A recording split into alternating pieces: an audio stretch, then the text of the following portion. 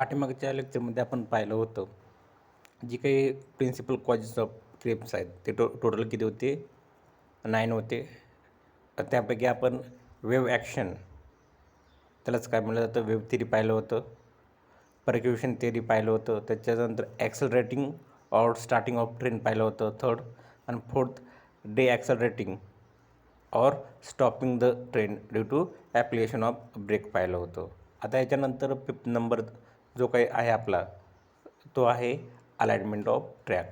आता जी काही ट्रॅकची जी काही अरेंजमेंट आहे, जर ट्रॅक कर्व पोर्शनवरती जर प्रोव्हाइड केलेला असतील, कर्व पोर्शनवरती, तर त्या ठिकाणी काय होतं, क्रीप पॉसिबिलिटी मॅक्झिमम असते. म्हणजे क्रीप काय असतं, ग्रेटर असते on curve portion than straight portion. तर हे याचं एक रिझन आहे. अलाइनमेंट ऑफ ट्रॅक जनरली जी काही अलाइनमेंट आहे शक्यतो कसं असले पाहिजे, on straight portion to avoid the creep of rail. आता इथं हे काय रिझन आहे, तुमची जर अलाइनमेंट कर्व पोर्शनवरती असेल तर तुमचं क्रीप का असणार आहे, ग्रेटर असणार आहे as compared to track on straight portion. हा लक्षात. तर क्रीप कशावरती मॅक्झिमम असणार आहे तुमची, on curve portion than on straight portion of track. तर ही काय तुमचं अलाइनमेंट पण त्या ठिकाणी अशा पद्धतीनं अफेक्ट करते, किंवा रिझन होऊ शकतं, किंवा एक कारण होऊ शकतं alignment of track for result in क्रीपची निर्मिती करण्यामागे अलाइनमेंट पण हे एक फॅक्टर होऊ शकतो, किंवा रिझन होऊ शकतो.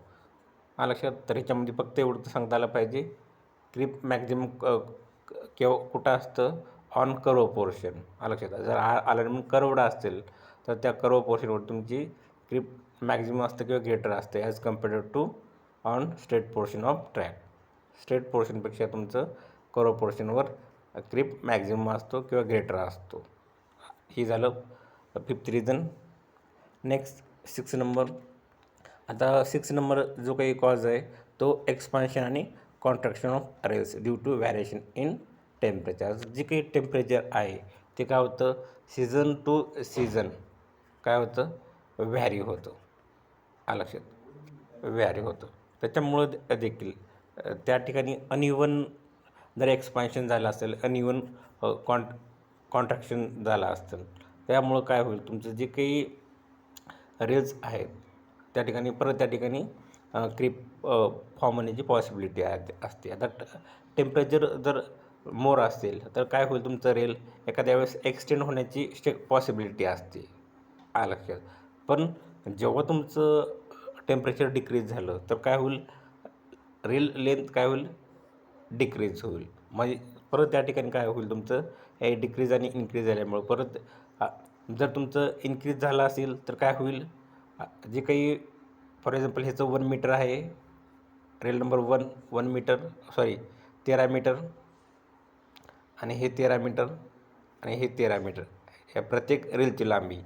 पण इथं काय होईल, हे जर इन्क्रीज झालं, फॉर एक्झाम्पल चुकून 13.20 असं काहीतरी सेंटीमीटरमध्ये जर इन्क्रीज झालं तर ह्याचा इम्पॅक्ट काय होईल, हे इन्क्रीज झाल्यामुळं इथं डिस्टन्स 13 मीटरचं आहे ह्याच्यासाठी अपॉइंट केलेलं.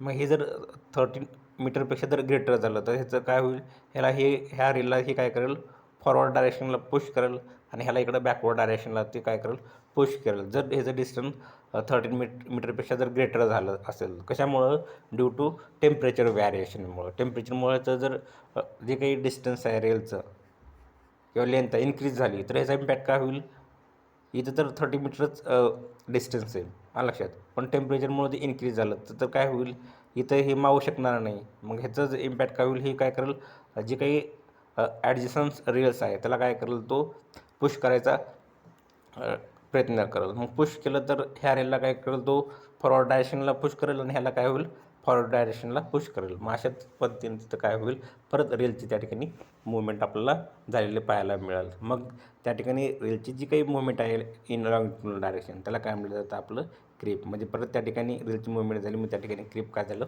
फॉर्म झालं. तर हे एक रिझन आहे, कोणतं, एक्सपान्शन आणि contraction of rails due to variation in temperature. तर क्रीप कशामुळे फॉर्म झालेला म्हणलं इथं, creep may also be cause due to unequal expansion contraction of rails due to variation in temperature व्हॅरिएशनमुळं काय झालं, अनइक्वल कॉन्ट्रॅक्शन झालं, एक्सपान्शन झालं, त्याच्यामुळे त्या ठिकाणी काय झालं, क्रीप एखाद्या वेळेस त्या प्रोड्यूस होऊ शकतं किंवा फॉर्म होऊ शकतो. लक्षात. तर हे झालं 6 नंबर रिझन. नेक्स्ट आहे तुमचं इंटेन्सिटीज ऑफ ट्रॅफिक. आता जे काही इंटेन्सिटी ऑफ ट्रॅफिक आहे, आता फॉर एक्झाम्पल एक हा रेल आहे आणि फक्त हा रेल अशा पद्धतीनं जर वापरत असेल for as a single track आणि वन वे डायरेक्शनसाठी वापरत असेल, फॉर एक्झाम्पल फक्त जे काही ट्रेन आहे एकच डायरेक्शनला अलाव केलं जातं. लक्षात. आणि ती कसं असणार तुमचं जे काही हेवी इंटेन्सिटी असणार ट्रॅफिकची, मग त्या कंडिशनमध्ये तुमचं जे काही क्रीप आहे ते काय होईल, ज्या दिशेला हेवी ट्रॅफिक आहे, हे काही हेवी इंटेन्सिटी आहे ट्रेनची, त्या डायरेक्शनला काय होईल, ट्रेन रेल मूव्ह होईल. लक्षात. आणि हे कशासाठी युटिलाइज केले, for single purpose.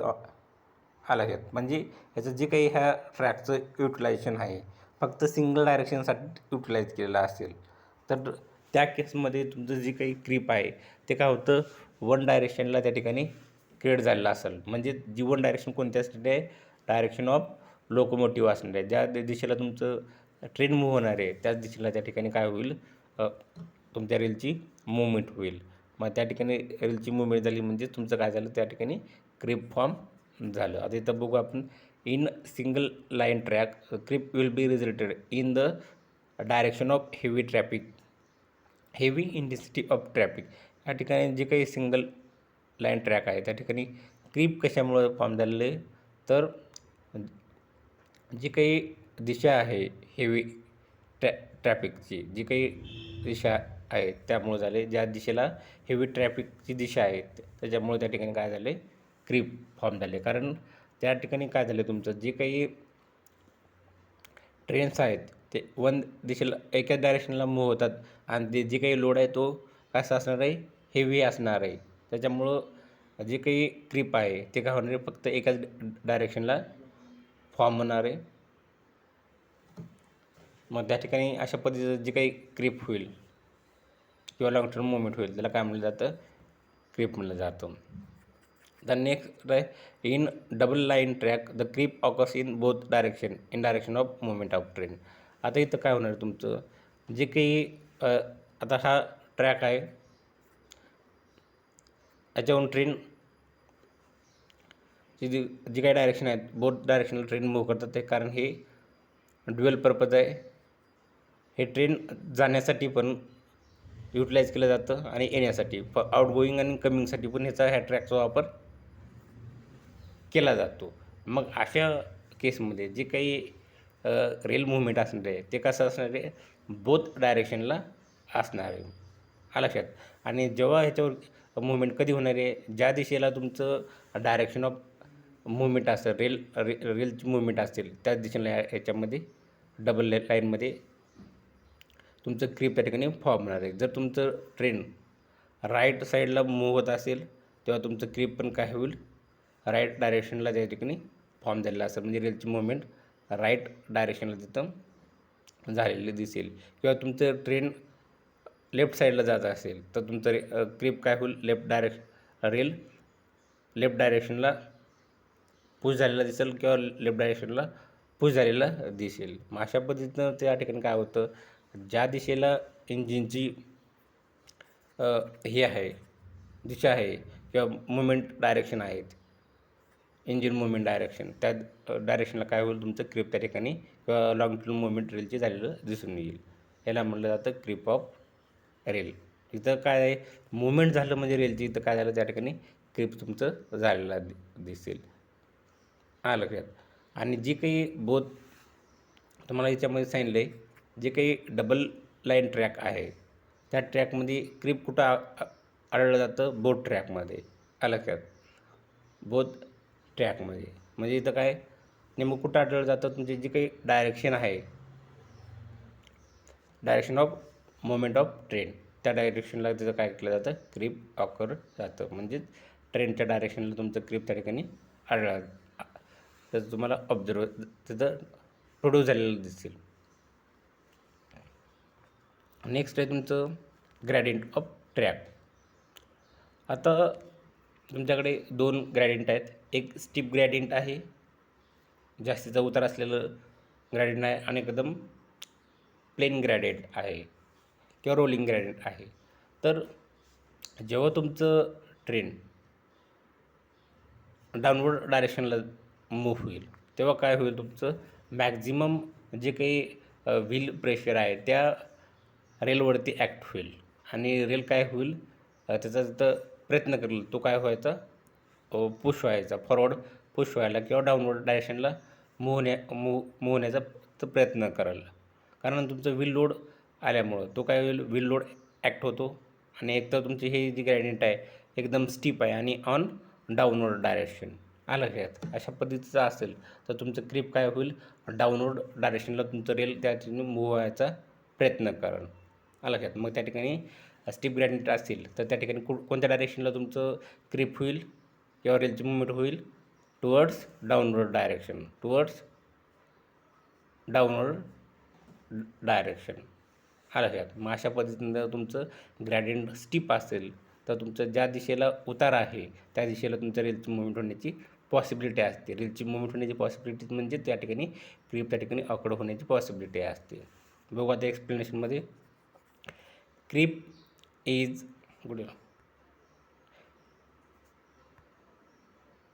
Creep is more on track with steep gradient. आता जी काही स्टीप ग्रॅडियंट म्हणजे काय, अशा पद्धतीचं जे ग्रॅडियंट असेल एकदम चढ किंवा एकदम उतार अशाला काय म्हणणार, स्टीप ग्रॅडियंट म्हणलं जातं. Particularly if train move downward with heavy load.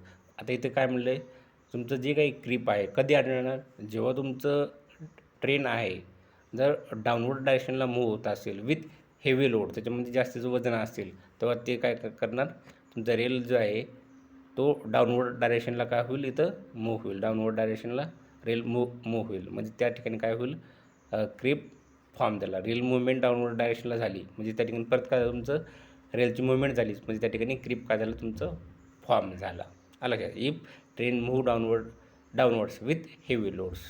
आलं लक्षात. तिथं क्रीप कधी फॉर्म होतं, जर तुमची ट्रेन डाऊनवर्ड डायरेक्शनला मूव्ह होत असेल आणि त्याच्यामध्ये हेवी लोड असतील तेव्हा त्या ठिकाणी क्रीप होण्याची पॉसिबिलिटी असते.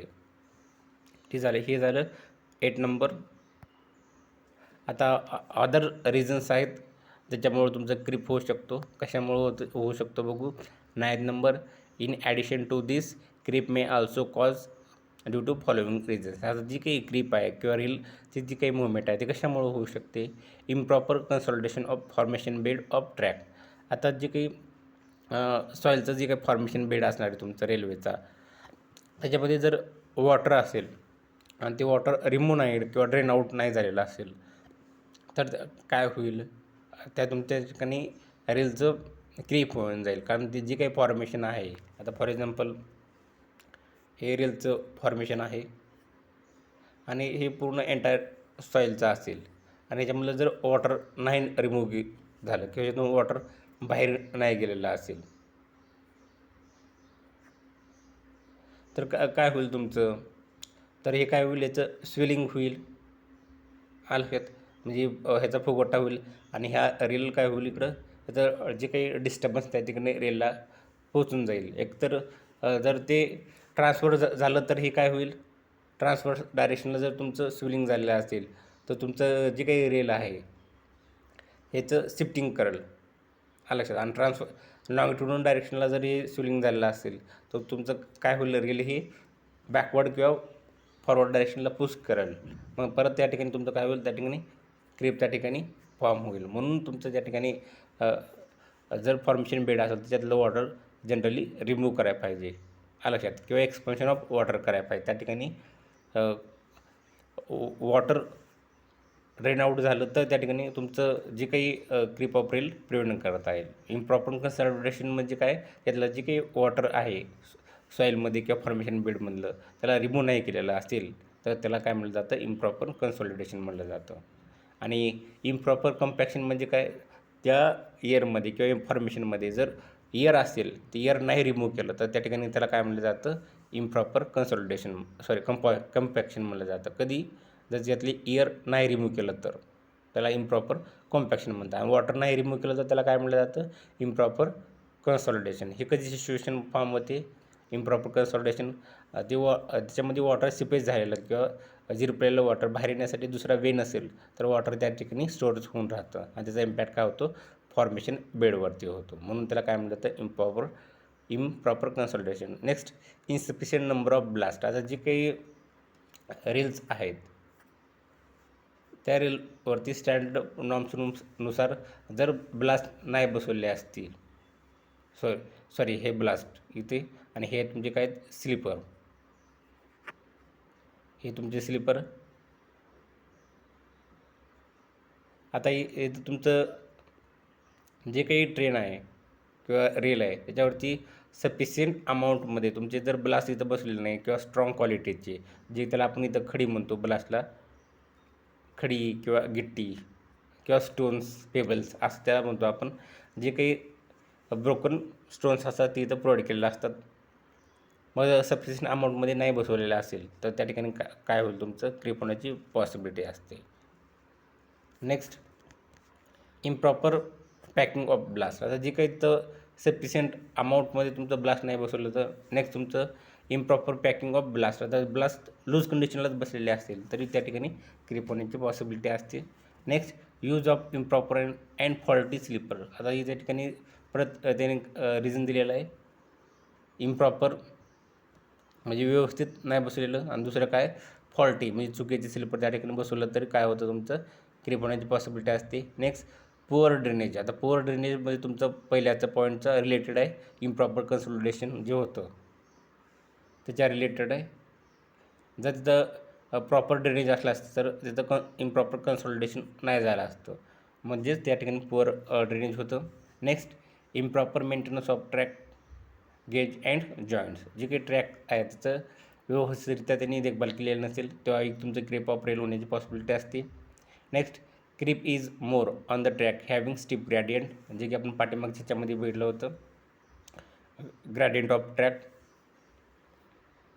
मग तुमचं जे काही क्रिप असतं ते कशावर, स्टीप ग्रॅडियंटवर मॅक्झिमम असं असतं. आणि शक्यतो कोणत्या डायरेक्शनला, जर डाऊनवर्ड डायरेक्शनला तुमचं ट्रेन येत असेल विथ हेवी लोड तेव्हा तुमचं काय केलं जातं, जे काही व्हील आहे डाऊनवर्ड डायरेक्शनला पुश केलं जातं आणि त्या ठिकाणी क्रिप ऑफ रेल ऑकर्ड होतं. तर हे काय आहेत रिझन्स आहेत, जे की टोटल आपण पाहिलं 9 प्रिन्सिपल कॉजेस ऑफ क्रिप्स. यालाच काही वेळेस तुमचं काय म्हणलं जातं, रिझन्स ऑफ क्रिप्स म्हणलं जातं, की ह्याचे कारणं, क्रिप होण्याचे कारणं. तरी टोटली 9 रिझन्स आहेत त्याच्यामुळे तुमचं आपलं रेलची मुवमेंट होते म्हणजेच क्रिप होतं.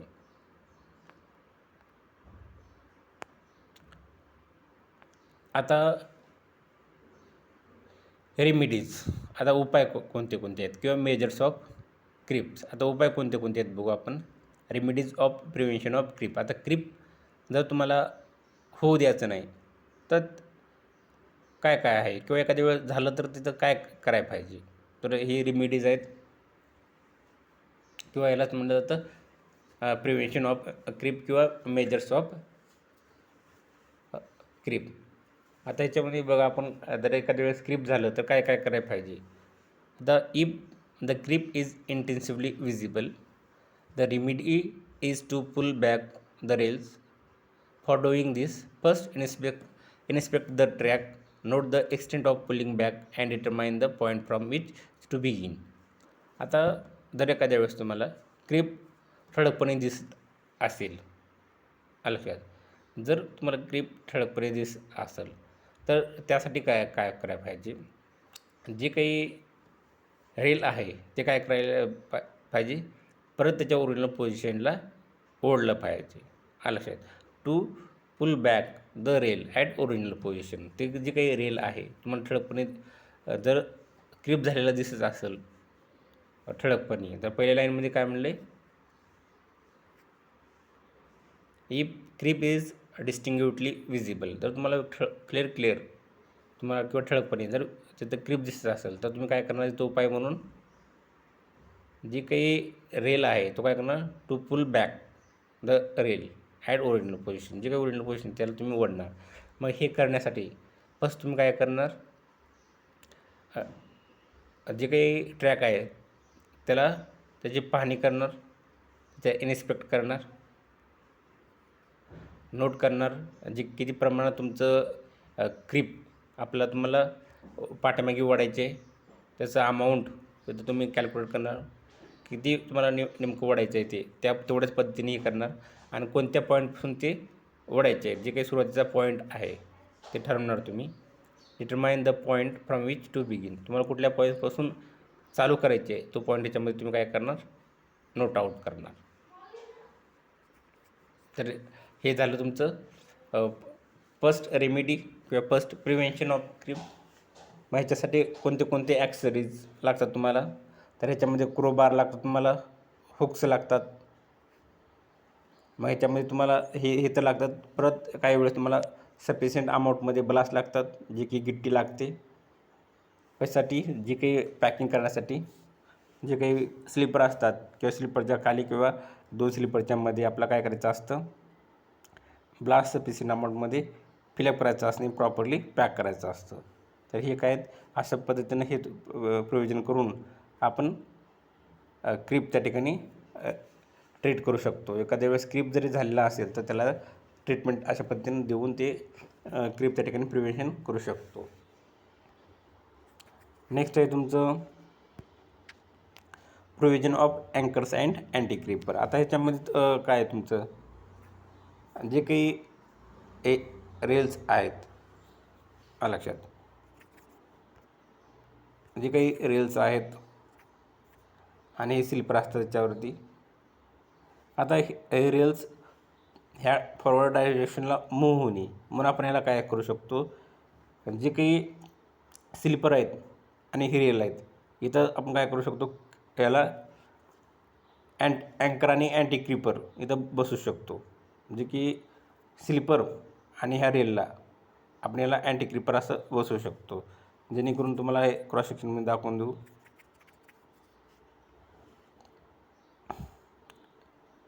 हे तुमचं स्लीपर आहे आणि हे तुमचं रेल.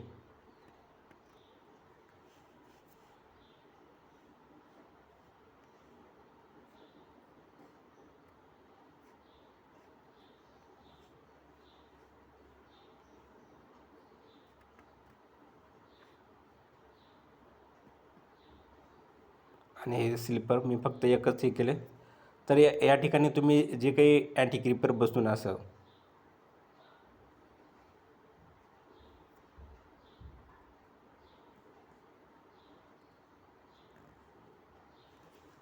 अँटी क्रीपर बसून याला त्या पोझिशनमध्ये एखाद्या तुम्ही त्याला होल्ड करू शकता, जेणेकरून या रेलची इथं मुवमेंट होणार नाही.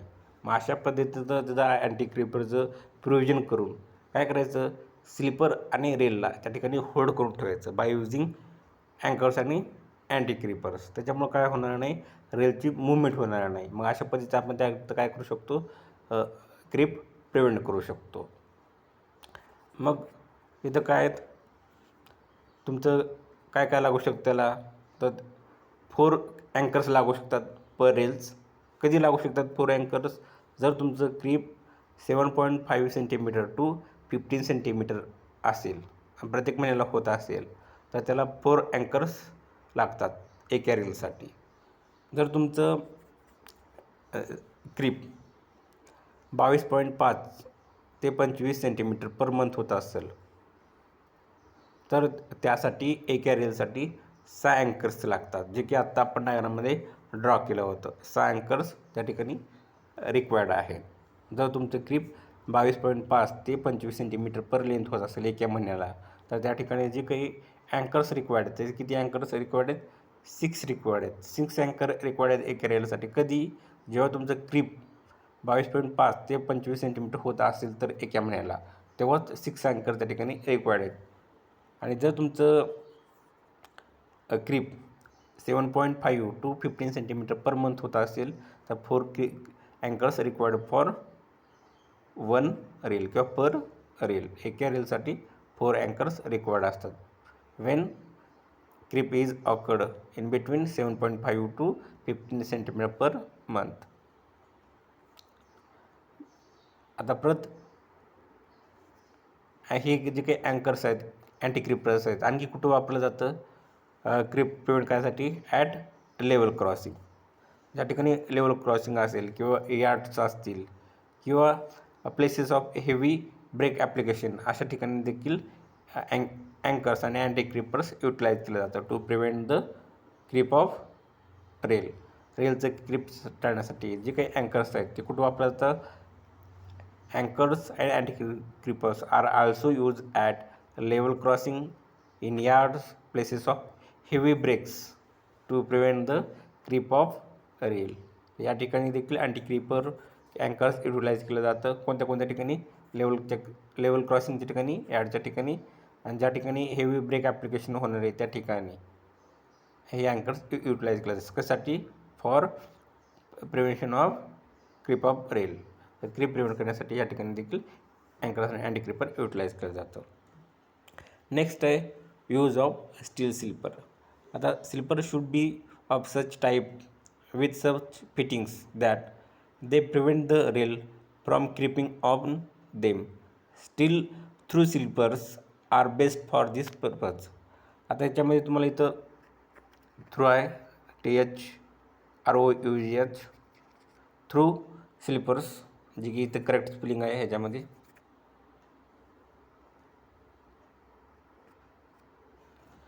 जे काही स्लीपर असले पाहिजे ते कशाचे असले पाहिजे? स्टील थ्रू स्लीपर असलं पाहिजे, जेणेकरून त्या ठिकाणी जे काही ग्रीप म्हणतो आपण त्याला पकडून ठेवण्याची जी काही क्षमता असते त्या कुणाकडे असते? स्टील स्लीपरकडं असते. म्हणून त्या ठिकाणी steel sleeper should be use, त्या ठिकाणी यूज करायला पाहिजे. इथं म्हणलं steel through sleepers are best for good grip. ते ग्रीप येण्यासाठी त्या ठिकाणी स्टील स्लीपर युटिलाइज केलं पाहिजे. परत जे काही स्टील स्लीपर आहेत तर त्याची नंबर इन्क्रीज केलं पाहिजे पर रेल. म्हणजे increase in number of sleeper per rail can help.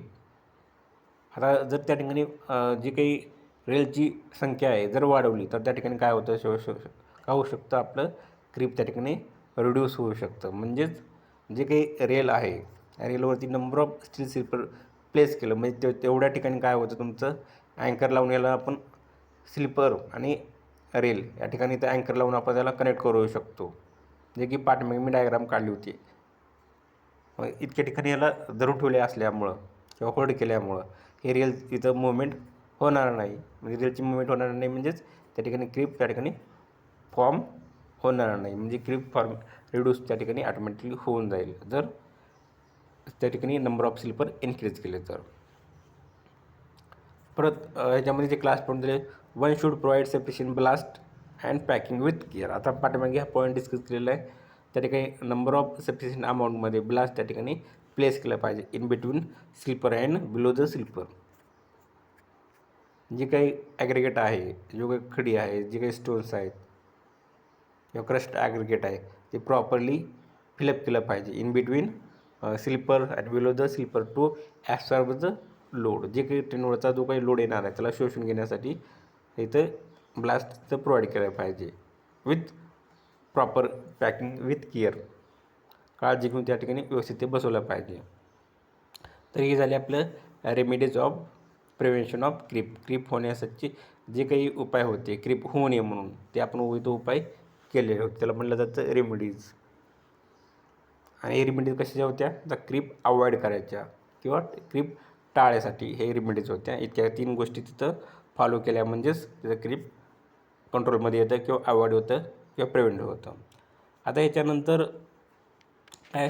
Creep कसं मोजायचं? एखाद्या ठिकाणी क्रीप होतं की न होतं ते कसं मोजायचं? तर यामध्ये आपल्याला काय युटिलाइज केलं जातं? एक अरेंजमेंट असते, त्या अरेंजमेंटला काय म्हटलं जातं? क्रीप इंडिकेटर म्हटलं जातं. याच्यामध्ये काय तुमचं जे काही तुम्हाला याच्या ठिकाणी काय करायचं आहे? क्रीप मेजर करायचे.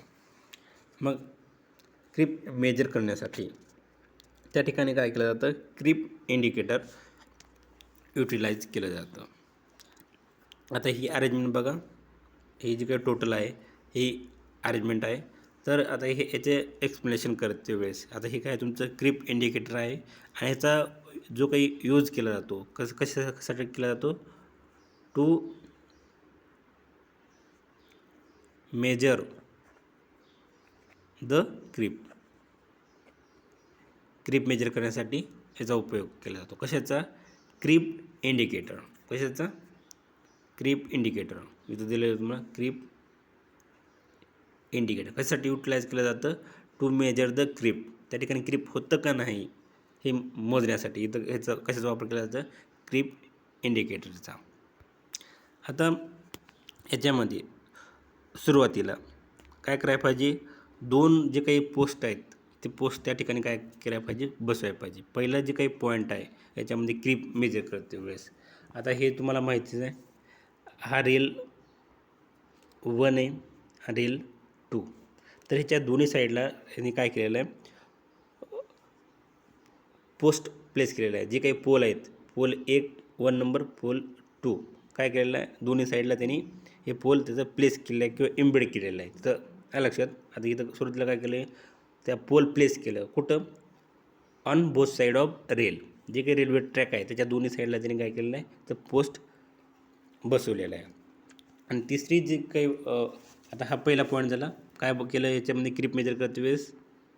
आता परत रिवाईज करू थोडक्यात. जे काही तुम्हाला क्रीप मेजर करायचे तर काय युटिलाइज केलं जातं? Creep indicator. हा झाला पहिला पॉईंट. याच्यानंतरचा पॉईंट 2 पोस्ट युटिलाइज केलं जातं. जे म्हणजेच 2 पोल युटिलाइज केलं जातं आणि ते 2 पोल कुठं आहेत? On both side of railway track. जे काही रेल्वे ट्रॅक आहे त्या रेल्वे ट्रॅकच्या बोथ साईडला हा तुमचा रेल्वे ट्रॅक आहे. हा लक्षात. ह्या रेल्वे ट्रॅकच्या बोथ साईडला काय केलं त्यांनी? 2 पोल त्या ठिकाणी बसवलेला आहे. झालं. आता थर्ड पॉईंट काय आहे?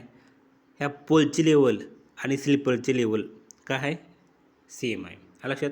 ही 2 पोल आहेत आणि ही स्लीपर्स आहेत. हा लक्षात.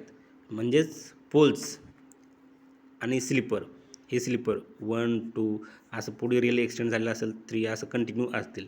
म्हणजे हे जे काही स्लीपर आहेत 1 2 3 4 5 असं कंटिन्यू असणारे आहेत. म्हणजेच हे जे काही स्लीपर दिसतात तुम्हाला ह्या स्लीपरची आणि ह्या पोलची लेवल काय असणार आहे? जे हाईट इक्वल असणार आहे. ह्या लक्षात. काय केलं आहे त्यांनी? ह्या दोन्हीची लेवल काय केलेलं आहे? सारखी ठेवलेली आहे. म्हणजेच levels of poles and sleeper are kept same. हा लक्षात. म्हणजे ह्या पोलची लेवल आणि स्लीपरची लेवल काय असणार आहे? सारखी लेवल असणार आहे.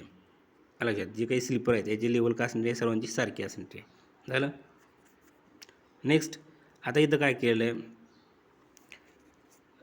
याच्यामध्ये स्ट्रिंग म्हणजे दोरा इथं केलेलं काय केलेलं आहे? बसवलेलं आहे. जे काही पोल्स आहेत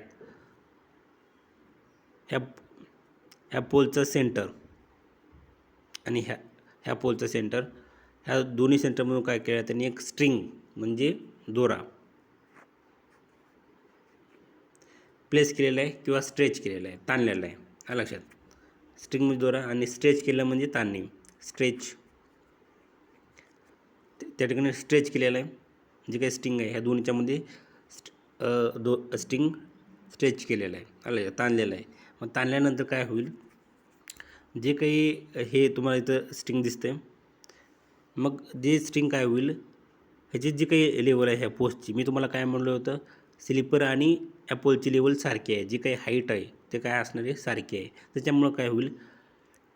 हे स्ट्रिंग ह्या दोन्हीवरती बांधल्यानंतर ह्या दोरा जो आहे जे तुमचं रेल आहे त्या रेलच्या बॉटमला काय करेल? टच करेल. हा लक्षात. जे काही रेलचा बॉटम आहे त्या रेलच्या बॉटमला टच करेल. ज्या ठिकाणी तुमचं हे दोरा ज्या रेलच्या बॉटमला टच करतो त्या ठिकाणी काय करायचं? चिजलनी मार्क करायचं बॉटमला. हा लक्षात. खालच्या साईडला करायची. वरची साईड आहे खालच्या साईडला काय करायची? इथं आता खालच्या साईडचं दिसत नाही डायग्राममध्ये. मग इथं काय करायचं? खालच्या साईडला त्या चिजलनी मार्क करायचं. हा लक्षात. मार्क झाल्यानंतर मग पुन्हा काही दिवसानंतर आपल्याला काय करायचं? परत हे काय करायचं? हा दोरा ह्या दोनच्या मध्ये बांधून आता तुम्ही काय केलं? इथं मार्क केलं. आता काही दिवसानंतर तुम्हाला जर असं आढळलं की ह्या दोरा आणि जे चिजल मार्क केलं होतं ह्याच्यावरती जी काही खूण केली होती तुम्ही हा रेलच्या बॉटम साईडला, जर या दोघांमध्ये जर गॅप असेल तर समजायचं की तिथं क्रीप ऑफ रेल आहे, म्हणजे तिथं क्रीप ऑफ रेल ऑब्झर्वर झालं. जर ह्या ज्या ठिकाणी आपण ह्या दोऱ्याची जी काही दिशा इथं लोकेशन आहे ह्याच्यामध्ये जिथं मार्क केला होता आणि ह्या दोऱ्याच्या लाईनमध्ये जर काहीच फरक नसेल तर समजायचं की त्या ठिकाणी कुठल्याही प्रकारचं क्रीप नाही, त्या ठिकाणी क्रीप रेलचं ऑकवर्ड झालं नाही. लक्षात. जर त्या ठिकाणी तुमचं चिजल मार्क आणि आपण सुरुवातीला काय केलं होतं, चिजल मार्क केलं होतं, चिजल मार्क आणि ह्या दोऱ्याच्या लाईनमध्ये ही लाईनमध्ये दोरी लाईनमध्ये जर काही फरक आला तर समजायचं त्याचं क्रीप आहे.